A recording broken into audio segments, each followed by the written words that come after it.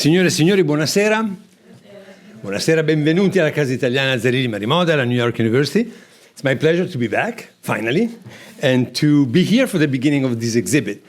It's an exhibit that comes to us from Milan. I'm going to introduce you the guests that are here. They're actually curators and co-curators. But, of course, as you know, the Olympics, the Winter Olympics and Paralympics are coming to Italy. And the official name of the event is Milan and Cortina. So we always have to mention both places. And this is an exhibit that takes you back in time to many, many years ago. And I'm not going to tell you because you have to see the exhibit. You have to listen to our experts or our professors tonight. And if you have any question, we're going to continue our little reception at the end. So keep them for that moment, and you can have the best experts to respond. The idea of this exhibit is to explore not only the Olympics, but more precisely, the role and the image of women. As you know, it's a very debated issue, especially what did fascism do with women? Who were the women? Who was the model for a woman? Was there only one model, or was there more than one? And already from some of the images that you see here, you understand that the answer is much more complicated than one would expect. So I believe that the great job that our three curators did was somehow trying to explain to us this multiplicity. So that was not only one idea. There were more ideas of women coexisting. Of course, in a very dialectical way. And then people could argue which one was the one sponsored by the official policies of the fascist party, which one was more alive in the life of people, changing, of course, with the social classes, probably also with the geographic provenance of these women. There are lots of things to be said. I'm very proud of the exhibit upstairs. You did a great job because you brought us some beautiful things just to look at. Very modern. What I keep hearing from people is that these could have been done yesterday. And they are, because that's, as you know, between the 20s and the 30s in Italy is that, thanks to futurism and many other movements, you have really the beginning of what we would now call grafica pubblicitaria, graphic, and the fonts that speak and tell you something just with the one you choose. So there was a lot of attention to the aesthetics, to the style with which you would convey a message. And I think the choice upstairs is really remarkable. As you have seen probably already, there are these beautiful posters that are copies, but we have original magazines that reflected this situation, this historical momentum. I'm very excited about this exhibit. It's good to be participating with Italy in one of the major events of this decade, definitely. And of course, always to bring in some sort of historical perspective about what we see today. And without further ado, I'm going to introduce our guest. But before, I would like to ask the Deputy Consul of Italy in New York, Alessandro Oliva, to greet you all tonight. Sandra.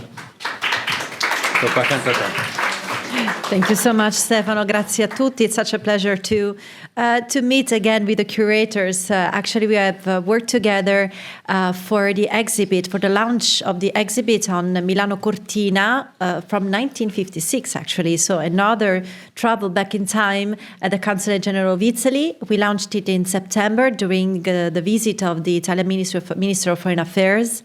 And it has been a very interesting journey. And I'm so keen to learn more about this further journey, further again in the past. And so it's a real pleasure again to be here, and we are very honored to also to be part of this, let's say, campaign around Cortina, Milano Cortina, in view of the Olympics. So thank you very much, and I won't take more time, and I'm really eager to listen to you about this exhibit. Thank you so much. Grazie mille. Grazie. L'ordine l'avete già deciso? Chi va prima? Ok, perfetto. And then we have our guests from Milan and from the University of Milan. As you know, since COVID, we don't do the long introductions, academic style, with all the publications and all the titles and all the honors. You find them in the website. And it's a great pleasure, really, to welcome here tonight Emanuela Scarpellini, who is a professor of contemporary history at the University of Milan, and really behind this initiative. And we are delighted to start with her, the communications with the introduction of the exhibit. Emanuela.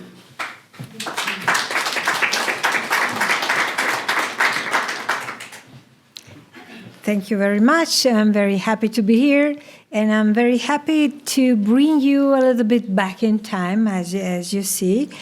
And of course, we are talking about a very difficult period for Italy, as we all know the tragedy of the fascist dictatorship from the First World War, basically, to the second one, where, and I have the image here, you can see the Benito Mussolini, it's in center stage everywhere. And of course, with this dictatorship, all the liberal freedoms that accorded to the liberal state were dismissed: liberty, freedom of association, of communication, or whatever. And the only possibility for the people, as you see in this impressive poster, that was taken during the general election of 1929. So the only possibility for the Italian people was to say yes, sì, yes to the Italian dictators. So in this difficult situation, and add also the problematic economic situation, where we all know that in the 1929 there was probably the worst economic crisis of the century. So in this situation, what was the policy of the dictatorship? In general, the idea was not only to take and keep the power, but to create a special future where there were perfect fascists. So the idea was to start from the very beginning at school and to create, you see the boy here, the balilla already with the uniform, everything, and the salute, and then on the right, the giovane italiana, the young Italian. She's also wearing her uniform, and the idea is that there could be a sort of anthropological revolution, changing the Italians, not only the way they move, the way they dress, the way they think, starting from the youth. Of course, in this campaign, women played a major role. What kind of women? And we already heard that, well, the idea of the regime was that there should be this part of women, that is to say, the peasants, the mother, the perfect mother with many children, I mean 7, 8, even more. And she should be, of course, patriotic, but also prosperous, strong, and focus only to family and work maybe in the countryside. But at the same time, in reality, in society, there were other kind of women.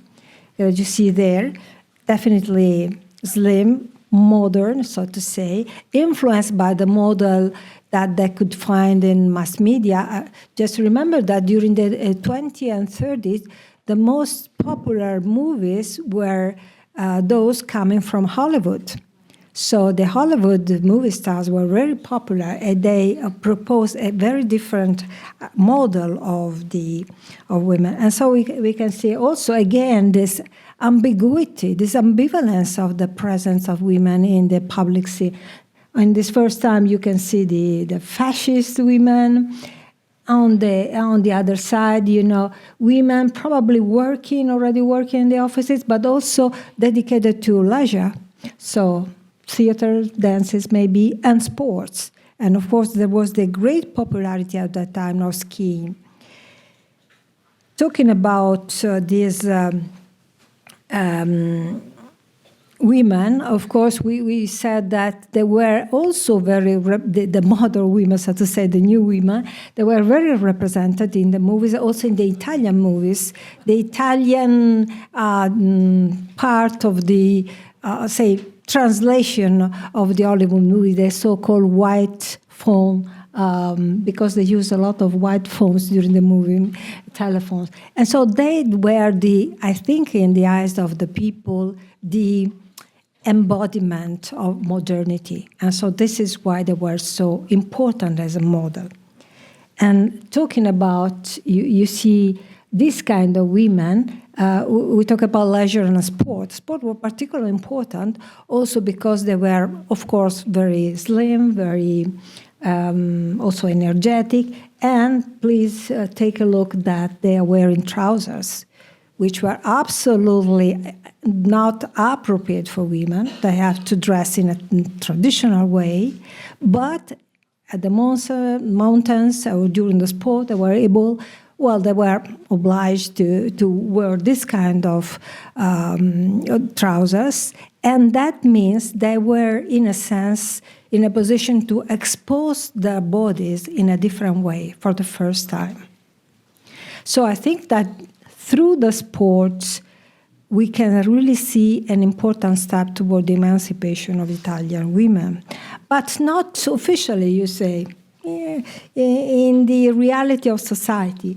And in this, there are many beautiful magazines, and you will see some of them in the exhibit. Some of them, I mean, the authentic magazines, always showing this kind of new women. But truth is that that was a model not for everyone.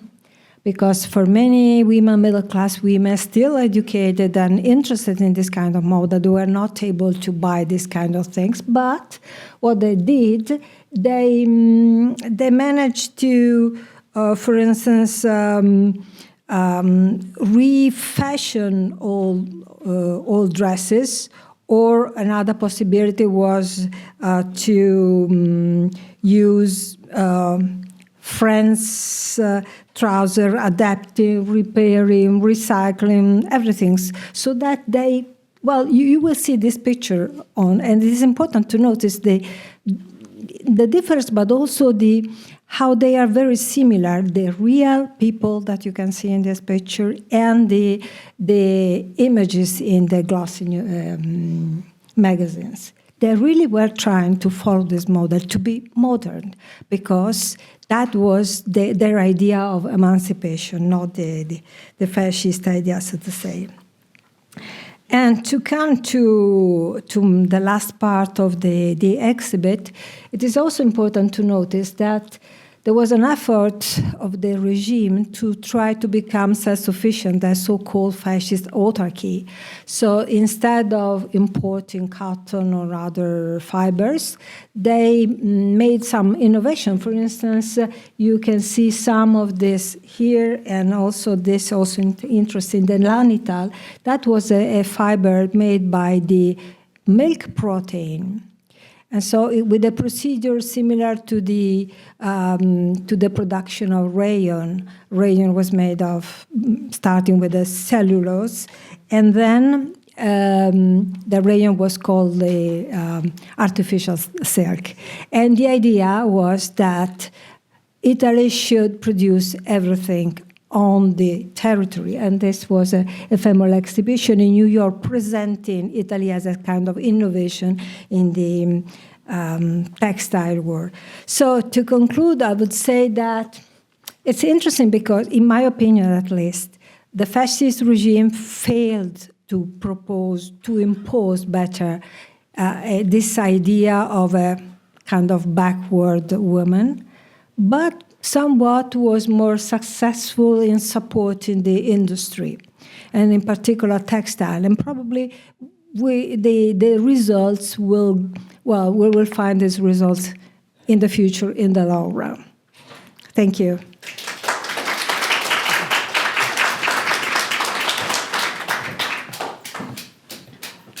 Elena Pala, also from the University of Milan, also a contemporary historian, and she's one of the curators of the exhibit. Can we say also the owner of some of the objects displayed? Not you. No, not you, my father.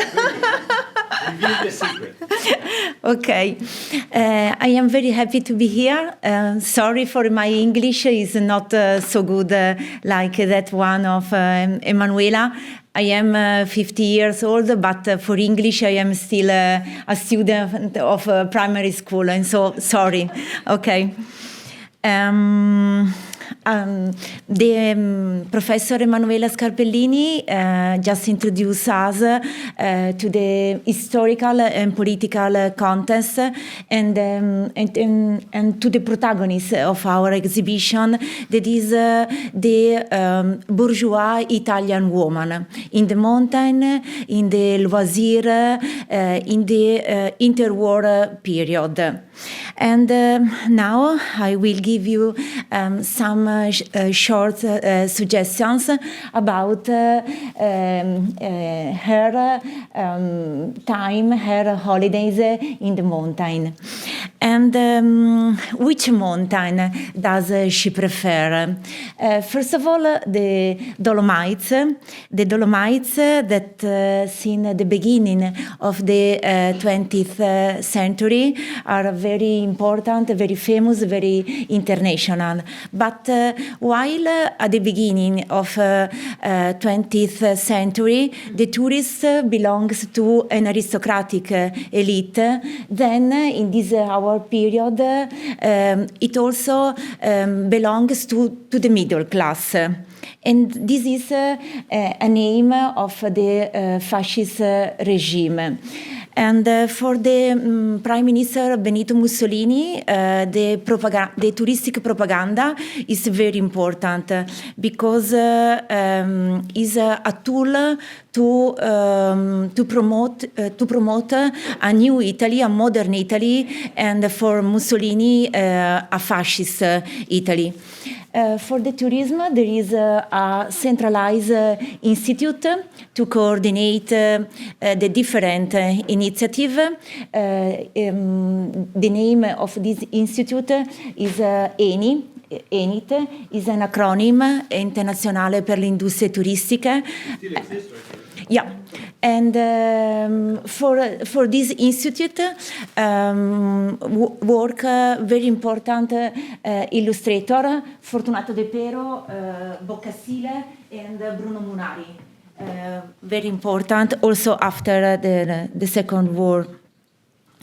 And Cortina was so famous because for different reasons. For its Palace Hotel, Cristallo, Majestic, Savoia, for its sports facilities. In the 1941, Cortina hosts the Campionati del Mondo di Sci. È partito qualcosa. Okay. And there was also the project for the Olympic Winter Games in the 1944, but the war deleted them. And at last, Cortina will be the site of the Olympic Winter Games in 1956, and will be again 70 years later in February 2026. Then you maybe li avete già visti, and then you will see again, or for the first time, these beautiful, gorgeous posters that promoting this charmant image of Cortina, and also of the fascist Italy.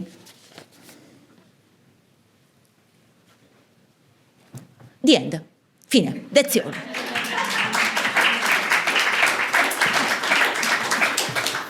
Elena made it sound very easy and so on. I assure you that they all put a lot of time in curating, selecting, and putting together and setting up the exhibit. So again, I invite you to go upstairs and take a look again at it with now more renewed interest and knowledge. And our final speaker tonight is a very well-known person to everybody here at Casa Italiana.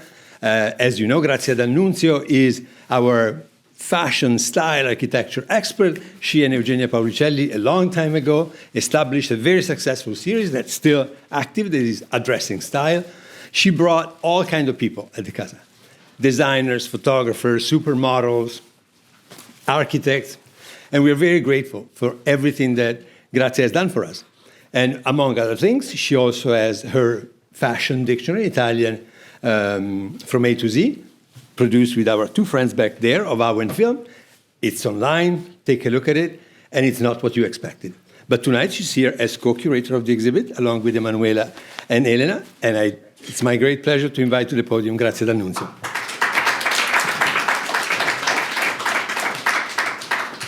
Thank you, Stefano. Thank all of you for being here tonight. And I will start my conversation with a simple question. So what did our fancy Italian ladies actually wear when they hit the mountains? And I'm going to come here. Back in the first decade of the 20th century, if you were a well-to-do woman, you always look at Paris as a source of inspiration. Dressing à la Parisienne wasn't just a choice. It was the things to do. And the new trends that the City of Life sent up to the catwalk every given season were meticulously replicated by our Italian couturiers, even during Mussolini governments banned anything foreign. Even, when I say anything foreign, I mean everything, from food to words, from fabric to even inspiration. When it came to mountain style, the late 1920s saw a dramatic transformation. Parisian ski fashion shed its bulky knitwear and skirt for a very sleek two-pieces ensemble. The high-waisted and wide-leg trousers, also called Norwegian ski pants or Norwegian pants or ski pants, which were always paired with a sleek, tailored, double-breasted or single-breasted jacket. And this shift was profoundly influenced by the popularity of downhill skiing and the advent of the ski lifts. Some of the most famous fashion houses in Paris got immediately into ski wear. You had, for instance, on the left here, Jean Patou, who put out his first ski collection in 1930. And then on the left, you have Elsa Schiaparelli, who actually kicked off her career with her Pour le Sport line. She was an excellent skier herself, and also an excellent skier was her beloved daughter Gogo, which is the little girl pictured with Elsa on the very left. And so Elsa started incorporating ski outfits since 1928 when she started the Pour le Sport collection. She gained very great popularity because she started mixing and searching avant-garde materials with, kind of more couture fabric. And she also used very functional, clever fastener like zippers and metal clips that back then were very, very much super trendy and super new. And even Madeleine Vionnet, known for elegant bias-cut dresses, very billowy and very, very Grecian style, got into ski design. And I don't want to forget the extra chic Hermes, which is pictured here at the center, and Vera Borea here on the left. Vera was an Italian countess raised indeed in the Dolomites, who opened her luxurious sportswear place in Paris in 1930s. She became famous for her technical innovation, relaxed simplicity, gender fluidity, and rich attention to details. Last but not least, I would like to mention Jean Régnier, that is the one on the left, a former tennis player who focused her collection in sportswear and ski outfits. Most of the famous Italian couture houses that you can spot, some of them also in this exhibition, pop up in the big city like Milan and Rome. However, Turin deserves a very, very special mention. From its vibrant beginning at the 1902 International Exposition, Turin aspired to be Italian's fashion capital, second only to Paris. The city's ambition was given concrete form in the magnificent Fashion Palace, a showcase for Italian style at 1911 Expo.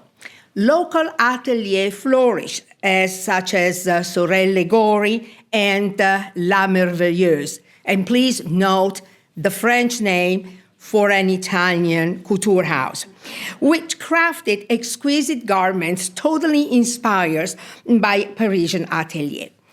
And the Turin kept that creative spirit buzzing, and in 1928, the exhibition's Pavilion of Festival and Fashion, here at the bottom left, brought together both old and new Turin fashion designers such as Rosa in Patriarca, Franco Gori, Marie Mattei, and the Gambino sister.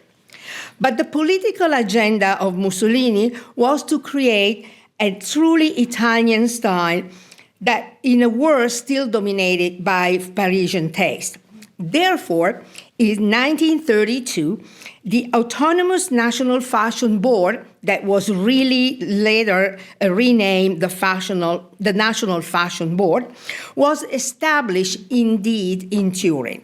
And it inaugurated its first national fashion exhibition a year later, in 1933, subsequently holding each event in autumn and springs. In 1936, the project for headquarters for a fashion exhibition at the Valentino Park started taking shape. And the project, which is pictured here on the right, implemented by the architect Ettore Sozzas, who later became the father of postmodernist movement, was concluded in 1938 and opened later in 1940. The National Fashion Board championed the development of a distinct Italian style. It promoted Italian-produced fibers and textile, favoring domestic source hemp and rayon over imported cotton. However, even with all the official efforts, the clients still show their love for French glamour. And that makes things pretty tough for all the Italians' ateliers, who had to put on each garment the triangular mark as a certificate of Italian authenticity that was mandatory by the fascist dictatorship, but copied French models. Now, I would like to introduce the 3 Italian fashion houses specialized in ski outfits and accessories. The most famous one would be Gabriella Sport, here on the left, an atelier in Milan which opened around 1936 and was founded by an Italian aristocrat named Gabriella di Robilant. Her stuff was all about that sporty, casual vibe, super practical, and yet very chic. And we are talking about comfy pullover, cool after-skiing boots, and wide-leg trousers. Not to mention that Gabriella was a very dear friend of Schiaparelli, and she was deeply influenced by Schiaparelli Pour le Sport line. And then, on the left, you have Giuseppina Tizzoni, who was, between all the rest, the queen of the fur-lined coats. Her Milanese Maison de Couture started way back in 1920s in the very fashionable, even back then, Via della Spiga. And Tizzoni is very well known because she was one of the few designers who openly cooperated with the Internazionale della Moda's rules. Last but not least, we got Italo Sport.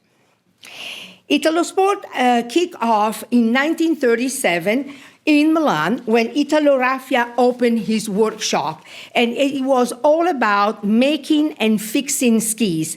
And the logo on the left was designed by Gino Boccasile, a famous painter and illustrator who also worked with many publishing houses like Rizzoli and Mondadori, and it was acknowledged by Emanuela and Elena previously because he was the inventor of the pin-up, the Italian pin-ups, the signorine grandi firme. And now is about time to turn our attention to the opulent world of fur. Whether she graced the urban piazza or she ascended to an exclusive mountain resort, the donna borghese embraced happily the tactile and visual splendor of furs. Sable, blue and silver fox, mink, Kolinsky, and Persian lamb represented the pinnacle of sartorial refinement. Yet, this lavish display existed within a counterpoint, the fascist regime's mandate for self-sufficiency. The push for domestically sourced materials, encouraged by the use of more accessible furs, and I'm talking about rabbit, cat, and lamb, were also often presented under fanciful names and designed to mask their humble origins. And nevertheless, the unparalleled skill of the Italian furriers ensures that the authentic, that the aesthetic remain impeccable and super chic. And here we present logos and photographs of the era's foremost furriers. Lapeco, Ferrario, and also Rovescalli was extremely difficult to find picture of the era. So Rovescalli is totally missing in action. But Rovescalli is another brand that we have to mention, and the three of them were based in Milan. And Fendi, and you see the second store here, the second store that opened in the 30s in Rome, on the right. Fendi first opened their business in Rome back in 1920s and continues its legacy today. As we conclude our exploration of mountain style, we arrive at the figure whose very trajectories epitomizes innovation in Italian fashion and who forged a significant early bond here in the state. And I'm talking about Emilio Pucci. As a young ski champion, he came to the US in 1932, competing in the Winter Olympics at Lake Placid in New York State. Then he enrolled at the Reed College in Portland, Oregon, where he took his first significant and accidentally step into fashion by designing the university ski team's uniforms. This blend of fashion, sport, and America resurfaced creatively in 1947. Pucci groundbreaking ski ensemble, introduced to photographer Tony Vrissel and championed by Harper's Bazaar fashion director Diana Vreeland, became an instant sensation. Its innovative use of flexible fabrics such as poplin forged a modern, streamlined silhouette. And these pieces mark his official American debut. And even later on, when he became very well known for his psychedelic prints, like here back in the 60s, he used them also for his ski cover, duvet and outfits, and ski outfits. Interestingly, the press often referred to him back then simply as Emilio, not as Emilio Pucci, simply as Emilio, a discreet acknowledgement of his aristocratic family's initial reluctance to associate their prestigious surname with the world of commerce. Thank you very much.